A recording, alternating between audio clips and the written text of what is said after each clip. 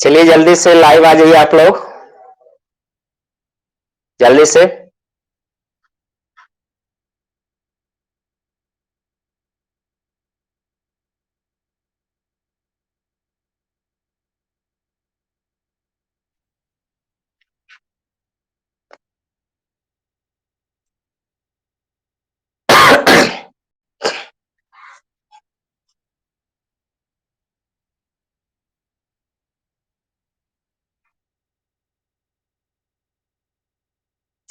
तो आज हम लोग जो है दक्षिण भारत के इतिहास के बारे में पढ़ेंगे।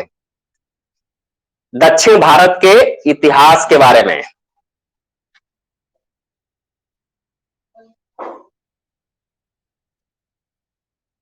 तो दक्षिण भारत के इतिहास के बारे में पढ़ना है आज।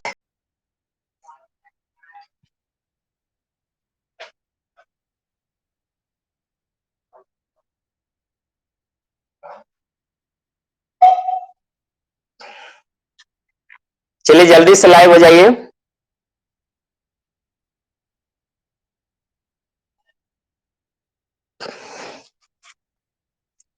दक्षिण भारत का इतिहास।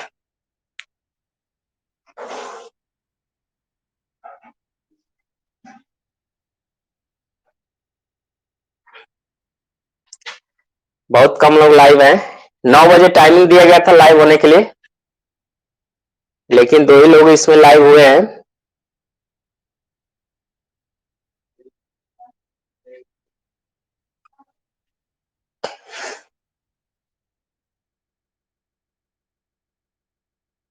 तो चलिए शुरू करते हैं अभी। 9 बजने वाला है। 9 बजे तक सभी लोग आ जाएं।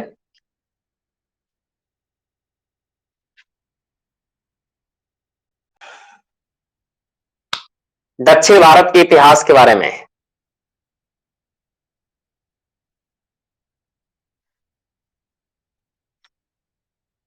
कल चला था गुप्तोत्तर काल, जिसमें हर्षवर्धन के बारे में बताए थे, और आज इतिहास से ही है टॉपिक आपका, और इसमें दक्षिण भारत का इतिहास है।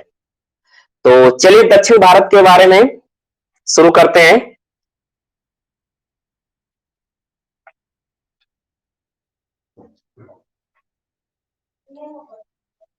जल्दी से लाइव ज्वाइन करिए आप लोग।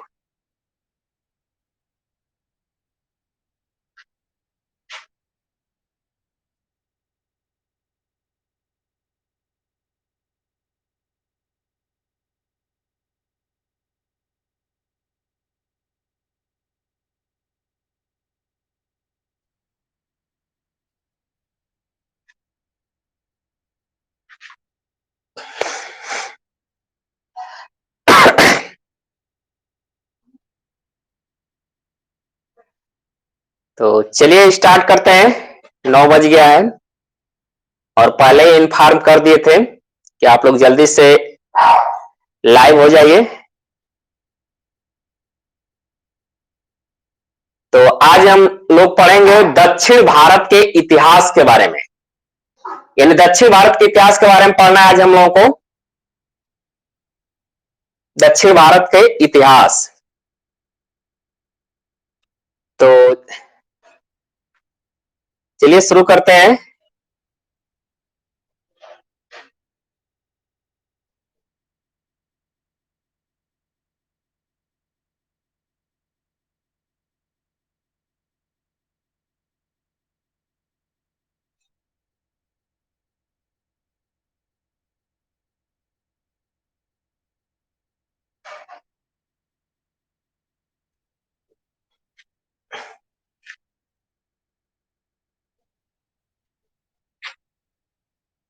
क्लियर आ रहा है?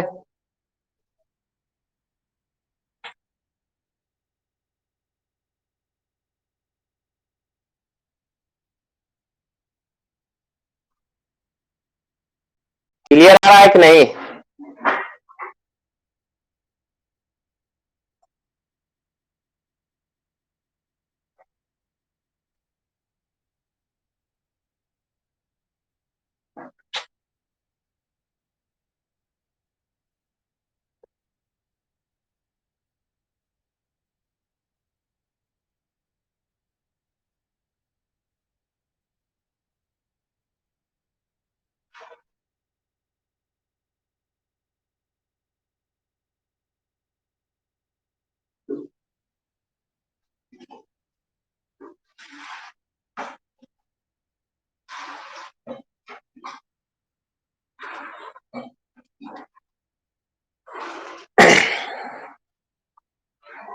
तो दक्षिण भारत के इतिहास के बारे में पढ़ना है।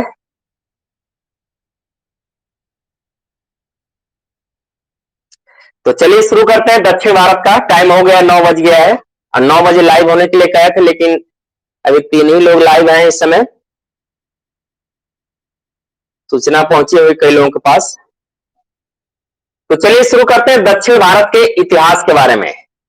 तो दक्षिण भारत के इतिहास के बारे में सबसे पहले जान लीजिए दक्षिण भारत किसको कहा जाता है, यानी दक्षिण भारत जो है किसको कहा जाता है। दक्षिण भारत के इतिहास के बारे में, यानी दक्षिण भारत जो है, देखिए यहां पर जो है विंध्य पर्वतमाला है और नर्मदा नदी है। विंध्य पर्वतमाला और नर्मदा नदी जो है दोनों मिलकर उत्तर भारत को जो है दक्षिण भारत से विभाजित करती है। विंध्य पर्वतमाला उत्तर की ओर और नर्मदा नदी दक्षिण की ओर। तो दोनों का विभाजक, उत्तर भारत को दक्षिण भारत का विभाजक कौन सा है? विंध्य पर्वतमाला एवं नर्मदा नदी। तो दोनों के विभाजक जो विंध्य पर्वतमाला है और नर्मदा नदी, इसमें विंध्य जो पर्वतमाला है ये जो है त्रिकोणात्मक दक्षिण भाग है, यानी त्रिकोणा आकार का या त्रिभुजा आकार का जो है दक्षिण ये आकार है। और इसी त्रिकोणात्मक दक्षिण भाग को जो है दक्षिण भारत के नाम से जाना जाता है। दक्षिण भारत के नाम से जाना जाता है और इसी को दक्कन के नाम से भी जाना जाता है। और यहीं पर जो है दक्षिण भारत का इतिहास यहीं से शुरू होता है। तो दक्षिण भारत के इतिहास के बारे में जान लेंगे। इसमें कई राजवंशों का उदय हुआ था दक्षिण भारत में। लगभग अगर देखा जाए तो 17 ऐसे राजवंश थे जिनका हुआ था दक्षिण भारत के इतिहास में। तो इसमें 17 राजवंश कौन कौन थे? यहां पर केवल 10 आए, इसके बाद 7 और आप लोगों को लिखना चाहें तो लिख सकते हैं इसमें। देखिए पहला था इसमें चोल वंश। कौन था? चोल वंश। और चोल वंश के इसमें पहला था दक्षिण भारत में चोल वंश। और इसकी अगर राजधानी की बात करें तो चोल वंश की राजधानी कहां पर थी? तंजाउर या तंजौर। इसी को तंजाउर के नाम से भी जानते हैं या तंजौर के नाम से भी जानते हैं। तो चोल राजवंश की राजधानी कहां थी? तंजौर। और इसका पूछता है संस्थापक, यानी चोल राजवंश का संस्थापक कौन था? विजयालय था। तो चोल राजवंश का संस्थापक कौन था? विजयालय था चोल राजवंश का। इसके बाद देखिए दूसरा जो शासक आते हैं चालुक्य बेगी। चालुक्य बेगी। तो चालुक्य बेगी की राजधानी कहां पर थी? बेगी में थी। और इसके अगर संस्थापक पूछता है चालुक्य बेगी के संस्थापक कौन थे? तो ये थे विष्णुवर्धन। इसमें दूसरा हो जाएगा विष्णुवर्धन। इसके बाद देखिए तीसरा इसमें आता है कलचुरी। एक कलचुरी राजवंश था और कलचुरी राजवंश का जो है राजधानी कहां पर थी? त्रिपुरी थी। कहां पर थी? त्रिपुरी। कलचुरी राजवंश की राजधानी कहां पर थी? त्रिपुरी थी। और इसका जो संस्थापक था कोकल्क। कौन था? कोकल्क। चौथा था इसमें चालुक्य वातापी। देखिए दो चालुक्य हैं, एक यहाँ चालुक्य बेगी है और एक चालुक्य वातापी है, दोनों में अंतर है। तो चालुक्य वातापी की राजधानी कहां थी? वल्लभी, गुजरात में ये पड़ता है वल्लभी। चालुक्य वंश की राजधानी वल्लभी गुजरात में पड़ता है। इसके बाद देखिए इसके संस्थापक अगर पूछता है कि चालुक्य वातापी के संस्थापक कौन थे? तो चालुक्य वातापी के संस्थापक थे जय सिंह प्रथम। कौन थे? जय सिंह प्रथम थे। इसके बाद देखिए प्रतिहार वंश। तो प्रतिहार वंश था, ये राजवंश था ये भी। और इसकी अगर राजधानी की बात करें तो प्रतिहार वंश की राजधानी कहां पर थी? तो प्रतिहार वंश की राजधानी थी, देखिए कन्नौज एवं उज्जैन, दो राजधानियां थी। यानी पहले उज्जैन थी, बाद में जो है कन्नौज का जो त्रिकोणीय संघर्ष हुआ था, इसमें प्रतिहार जो है अंतिम रूप से जो है कन्नौज पर शासन किया था। तो इसलिए कन्नौज भी इसकी शासन राजधानी हो जाती है उज्जैन। यानी पहले उज्जैन थी और बाद में ये प्रतिहार वंश की जो राजधानी बनी थी कहां पर? कन्नौज में बनी थी। इसके बाद देखिए ये पूछता है कि प्रतिहार राजवंश के संस्थापक कौन थे? प्रतिहार राजवंश के संस्थापक कौन थे? तो प्रतिहार राजवंश के संस्थापक देखिए हरिश्चंद्र। कौन थे? हरिश्चंद्र। तो प्रतिहार राजवंश के संस्थापक थे हरिश्चंद्र। इसके बाद देखिए छठवां नंबर पर आते हैं पाल राजवंश। ये दक्षिण भारत के इतिहास में जितने राजवंशों का नाम है यहां 10 लिखे हैं और साथ है लगभग 17 राजवंश है। तो इसमें थे पाल वंश। तो पाल वंश की जो है राजधानी थी कहां पर थी? एग्जाम में क्वेश्चन पूछा जाता है, दक्षिण भारत से एक आध क्वेश्चन आता है कंपटीशन के एग्जाम में। तो इसमें देखिए पाल जो राजवंश थी इसकी राजधानी कहां थी? मुंगेर। मुंगेर आपका जो बंगाल पड़ता है। तो पाल राजवंश की अगर राजधानी पूछता है कहां पर है? मुंगेर में। और इसका संस्थापक पूछेगा कि पाल राजवंश का संस्थापक कौन है? तो पाल राजवंश का संस्थापक अगर पूछता है तो वह है गोपाल। आंसर इसमें आ जाएगा गोपाल। अब देखिए 7वें नंबर पर आते हैं राष्ट्रकूट। तो राष्ट्रकूट वंश क्या राजधानी कहां पर थी? राष्ट्रकूट इनकी राजधानी थी मान्यखेत। कहां पर थी? मान्यखेत। राष्ट्रकूट जो शासक थे या वंश थे इनकी राजधानी कहां थी? मान्यखेत। और इसके संस्थापक अगर पूछता है राष्ट्रकूट के तो ये थे दंती दुर्ग। कहां पर था? दंती दुर्ग। इसके बाद 8वें नंबर पर आइए वाकाटक राजवंश। ये भी दक्षिण भारत के राजवंश थे। वाकाटक राजवंश और इसकी राजधानी कहां थे? नंदीवर्धन। और इसके संस्थापक था विंध्य शक्ति। कौन था? विंध्य शक्ति। अब देखिए 9वां नंबर है इसमें परमार राजवंश। तो परमार राजवंश का अगर देखा जाए तो इसकी राजधानी कहां पर थी? उज्जैन। पहले उज्जैन थी, बाद में जो है धारा भी राजधानी बनी थी। तो ज्यादातर एग्जाम में एग्जाम देता है कि परमार वंश की राजधानी कहां है? तो धारा। धारा वाला जो है ऑप्शन ज्यादा क्वेश्चन में आता है। अगर धारा नहीं रहेगा तो उज्जैन इसका सही हो जाता है। तो परमार राजवंश थे जो 9वें नंबर पर आते हैं। तो इनकी राजधानी कहां पर थी? उज्जैन या धारा में। हाँ, अगर इसका संस्थापक पूछता है कि परमार राजवंश का संस्थापक कौन था तो उपेंद्र कृष्ण राज। कौन था? उपेंद्र कृष्ण राज। परमार राजवंश का उपेंद्र कृष्ण राज। इसके बाद देखिए चंदेल राजवंश 10वें नंबर पर आते हैं। तो इसकी राजधानी कहां पर थी? खजुराहो। चंदेल राजवंश की राजधानी कहां थी? खजुराहो थी। आप देखिए इसके संस्थापक अगर पूछता है खजुराहो, इसकी राजधानी थी चंदेल राजवंश के। और इसका संस्थापक अगर पूछता है कहां पर है तो ये नन्नुक है। इसका संस्थापक चंदेल राजवंश का नन्नुक। तो ये जो है 10 आपके दक्षिण भारत के राजवंश हुए। इसके बाद और इसमें है तो उसको आप लोग इसको नोट करना चाहे तो नोट कर सकते हैं। इसके बाद देखिए 7 और इसमें है। तो 7 और आपको बता दें, इसको भी नोट कर लीजिएगा आप लोग। कौन कौन है 7 इसमें?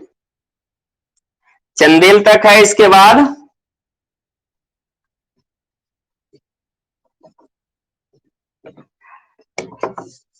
11वें नंबर पर देखते हैं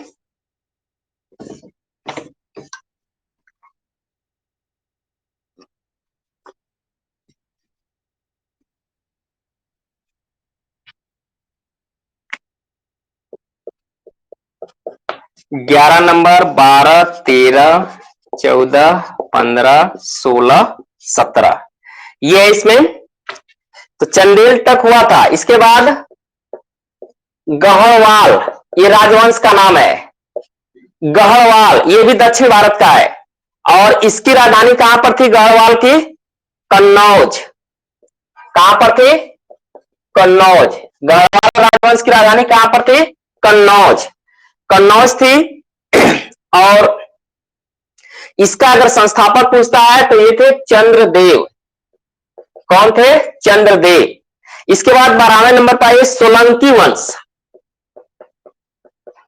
सोलंकी वंश। तो सोलंकी वंश की राजधानी कहां पर थी? सोलंकी वंश। तो सोलंकी वंश की राजधानी अगर देखा जाए तो कहां पर था सोलंकी वंश की? तो सोलंकी वंश की राजधानी थी अहिलवाड़। कहां पर थी? अहिलवाड़, सोलंकी राजवंश की। और इसके संस्थापक हैं मूलराज प्रथम। कौन है? मूलराज प्रथम। ये दक्षिण भारत के बहुत इंपॉर्टेंट चैप्टर है, इसमें एग्जाम में पूछे जाते हैं संस्थापक और राजधानियां खासकर। तो सोलंकी राजवंश है, इसकी राजधानी अहिलवाड़ है और इसके संस्थापक मूलराज प्रथम है। इसके बाद आता है कल्याणी के चालुक्य। चालुक्य ऊपर दो पढ़ा चुके हैं इसमें।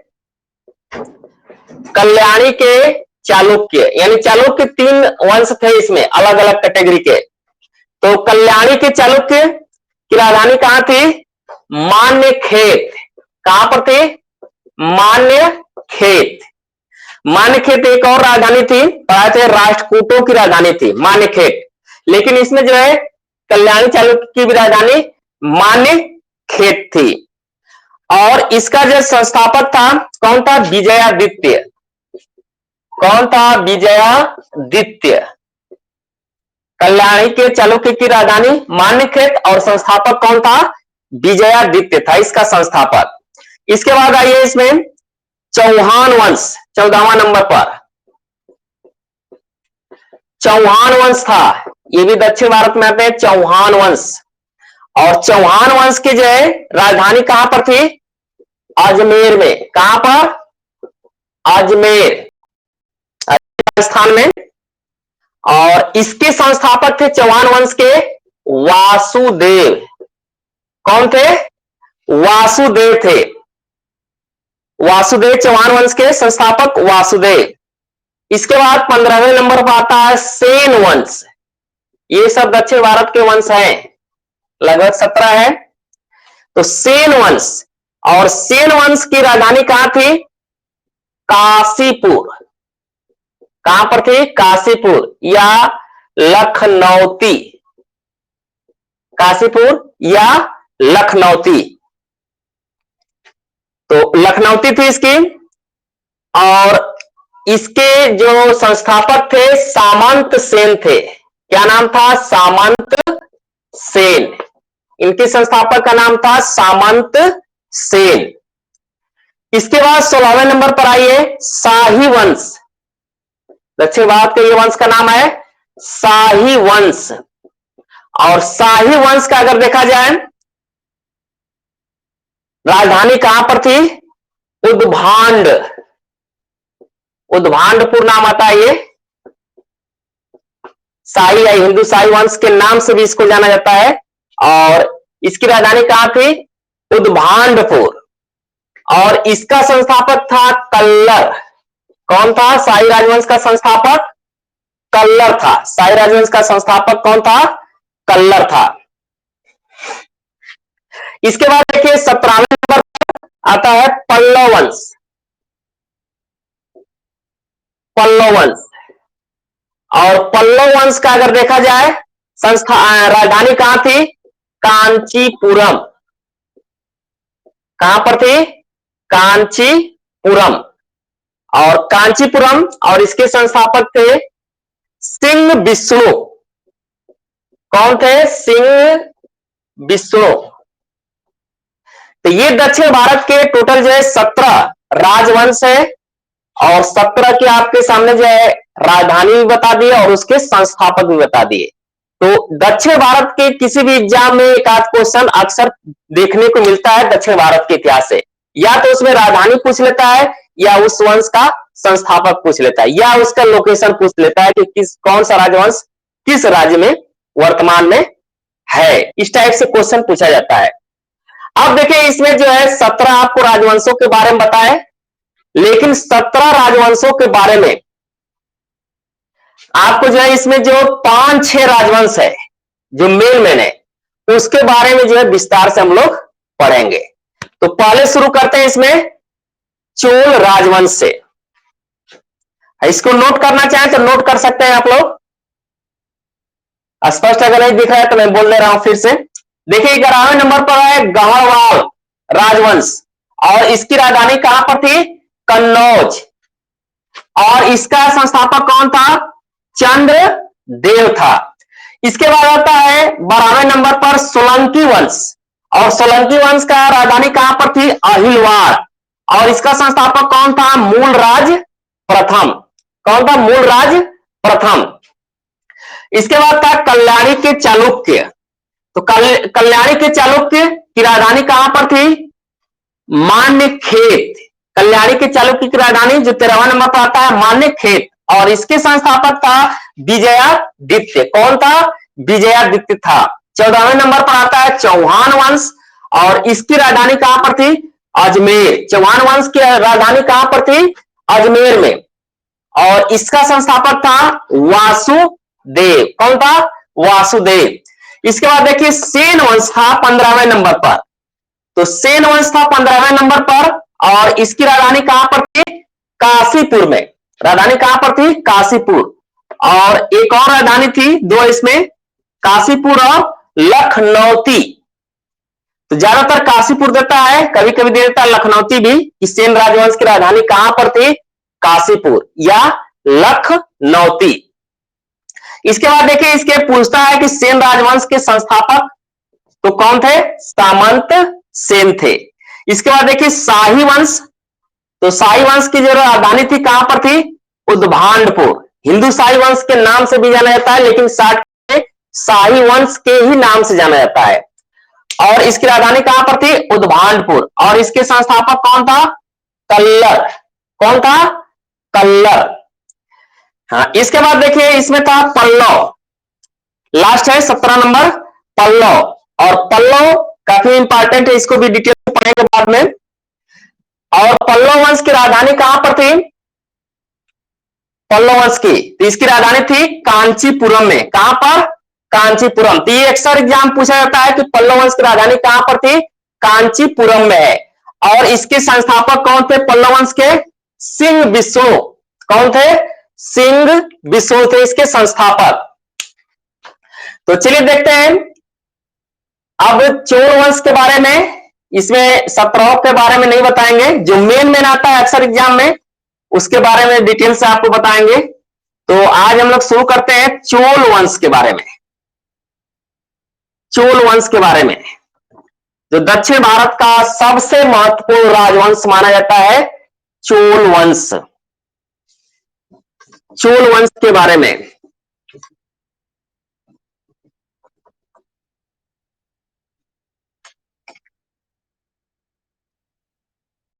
दक्षिण भारत का सबसे महत्वपूर्ण राजवंश है चोल वंश। तो चलिए देखते हैं चोल वंश के बारे में। देखिए चोल वंश जो है, जो राजनीतिक उत्कर्ष था, ये 10वीं शताब्दी में माना जाता है। यानी चोल वंश की जो राजनीतिक उत्कर्ष माना जाता है, एग्जाम में पूछा जाता है, ये चोल वंश के अगर राजनीतिक उत्कर्ष पूछता है तो इसका जो प्रारंभ 10वीं शताब्दी माना जाता है। कब माना जाता है? ये 10वीं शताब्दी माना जाता है। और मध्य में 10वीं शताब्दी के मध्य में माना जाता है ये राजनीतिक उत्कर्ष। 10वीं शताब्दी के मध्य में माना जाता है राजनीतिक उत्कर्ष। परंतु इसका प्रारंभिक इतिहास देखा जाए, इसका जो है प्रारंभिक अगर इतिहास देखा जाए चोल राजवंश का, तो ये जो है संगम युग, एक संगम युग का बीच में आता है, संगम युग या संगम काल के नाम से रहता है, 3री शताब्दी से शुरू हुआ था। संगम युग के जो है 3री शताब्दी से शुरू किया गया था, 3री शताब्दी से प्रारंभ हुआ था। यानी पहले ही बता दिया, अगर राजनीतिक दृष्टि से देखेंगे तो चोल राजवंश का जो उत्कर्ष था ये 10वीं शताब्दी के मध्य माना जाता है। लेकिन प्रारंभिक इतिहास जो है, यानी 10वीं शताब्दी से पहले 3री शताब्दी में प्रारंभ हो जाता है। और ये कब प्रारंभ होता है? संगम युग में ही देखने को मिलता है चोल राजवंश के बारे में। अब देखिए जो संगम कालीन साहित्य है, इसमें जो है 2 चोल नरेशों का उल्लेख किया गया है। कौन कौन है? एक था करिकाल, ये संगम युग का चोल शासक था करिकाल। और दूसरा था जिसका नाम था कोच्चे नगनान, कोच्चे नगनान ये था। अब देखिए दो केवल शासकों का उल्लेख मिलता है चोल काल में, तीसरी शताब्दी में संगम युग में। एक था करिकाल और दूसरा था कोच्चे नगनान। संगम साहित्य में इसका उल्लेख किया गया है। अब इस दोनों में सबसे महान शासक था करिकाल।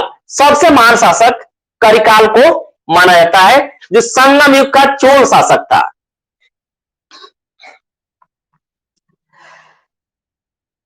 अब देखिए जब चोल या राष्ट्र, जब मंडल ये बना, ये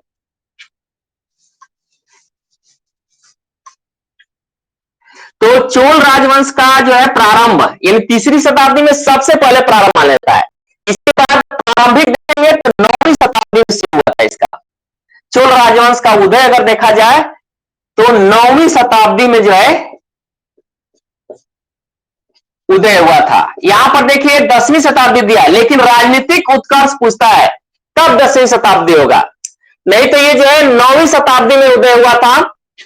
और चोल राजवंश का जो संस्थापक था यहां पर बताया भी है, कौन था? विजयालय। चोल राजवंश का संस्थापक विजयालय था। 850 ईस्वी में जो है चोल राजवंश की ये स्थापना किया था। और चोल राष्ट्र अगर देखा जाए तो ये पेन्नार या कावेरी नदी के बीच, चोल राजवंश कहां पर है? पेन्नार या कावेरी नदी के पूर्वी समुद्र तट पर स्थित है।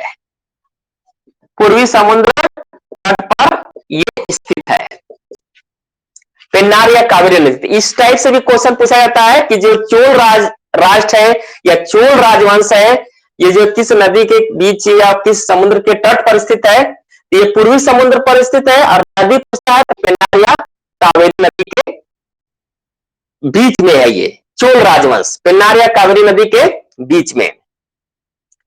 अब देखिए ये जो संस्थापक था विजय 850 ईस्वी में जो है चोल राजवंश की स्थापना किया था और अपनी राजधानी कहां पर बनाया था? तंजौर या तंजौर पर विजय प्राप्त किया था। तंजौर पर ये विजय प्राप्त किया था। और विजय प्राप्त करने के बाद जो है विजयालय ने जो है नर केसरी की उपाधि धारण की थी। नर केसरी, नर केसरी योद्धा या विजेता इसको कहा जाता है। तो ये नर केसरी की उपाधि धारण की थी ये विजयालय ने। ऐसा माना जाता है कि जो चोल शासक थे ये जो है पल्लवों के सामंत हैं। चोल शासक जो है पल्लवों के सामंत माने जाते हैं। पल्लवों के सामंत, चोल शासक जो है पल्लवों के सामंत माने जाते हैं। सामंत मीन जो है समकालीन होता है, पल्लवों के सामंत माने जाते हैं। अब देखिए इसमें चोल राजवंश में अनेक राजाओं का उदय हुआ था इसमें। तो चलिए कुछ शासक का नाम देख लेते हैं, क्योंकि पूछता है कि इसमें। तो विजयालय तो इसका संस्थापक हो गया चोल राजवंश का, और कुछ शासक हैं इसमें। विजयालय के बाद जो आते हैं तो इसमें पहले शासक थे जिसका नाम था आदित्य वर्धन, चोल वंश का। यानी विजयालय के बाद जो शासक आते हैं उनका नाम था आदित्य वर्धन, ये प्रथम थे। इसमें कई थे, फर्स्ट सेकंड थर्ड। इसके बाद दूसरे महत्वपूर्ण शासक का नाम आता है राज प्रथम। कौन थे? राज प्रथम आता है दूसरा। और तीसरे जो शासक का नाम आता है राजेंद्र प्रथम। इसमें भी कई थे, प्रथम द्वितीय तृतीय। तो राजेंद्र प्रथम। इसके बाद जो है चौथे नंबर पर आते हैं राजेंद्र द्वितीय। कौन थे? राजेंद्र द्वितीय चौथे नंबर पर। पांचवें नंबर पर जो शासक आता था उसका नाम था वीर राजेंद्र। क्या नाम था? वीर राजेंद्र, पांचवें नंबर पर जो शासक आते थे। इसके बाद छठवें नंबर पर जो शासक आते थे उनका क्या नाम था? कुलोत्तुंग प्रथम। कुलोतुंग प्रथम। और 7वें नंबर पर जो शासक आते थे उनका नाम था विक्रम चोल। क्या नाम था? विक्रम चोल। और 8वें नंबर पर जो शासक आते थे इनका नाम था राजेंद्र तृतीय। राजेंद्र तृतीय। तो ऐसा माना जाता है कि राजेंद्र तृतीय जो है चोल वंश का अंतिम शासक है। राजेंद्र जो तृतीय था ये चोल वंश का अंतिम शासक था, राजेंद्र तृतीय। तो चोल वंश का अंतिम शासक था ये राजेंद्र तृतीय। अब देखिए इसमें जो महत्वपूर्ण शासक है उसके बारे में देख लीजिए थोड़ा थोड़ा। राजराज प्रथम। तो राजराज प्रथम जो है श्रीलंका को विजिट किया था सबसे पहले, राजराज प्रथम। और ये श्रीलंका के केवल उत्तरी भाग को विजिट किया था। इसके बाद महत्वपूर्ण इसमें शासक है राजेंद्र प्रथम।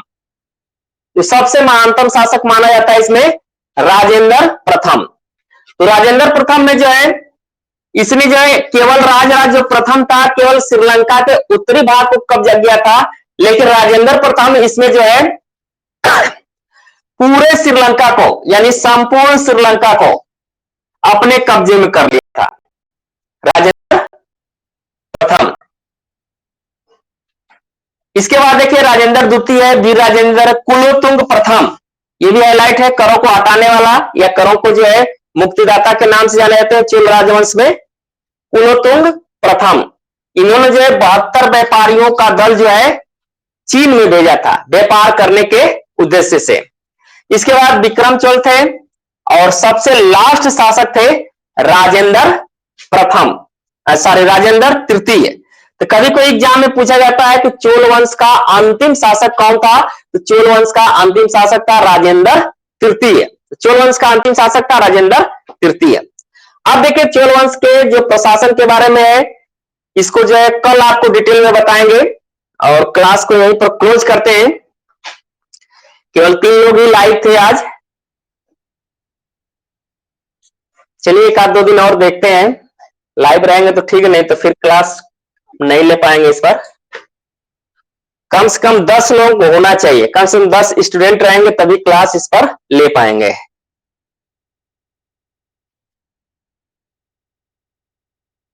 तो चलिए क्लास को क्लोज करते हैं, अब 9:30 हो भी गया ये टाइमिंग।